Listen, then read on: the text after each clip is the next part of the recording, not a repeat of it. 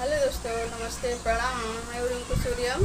मैं एक छोटा सा आप लोग के बीच एक कहारवा नाच गीत सुनाने जा रही हूँ दोस्तों। जैसे लगेगा आप लोग कमेंट बॉक्स में बताइएगा और लाइक सब्सक्राइब कीजिए, आगे बढ़ाइए प्लीज। ससुरे जैते मोर ननदिया दुबराई गईली, ससुरे जैते मोर ननदिया दुबराई गईली,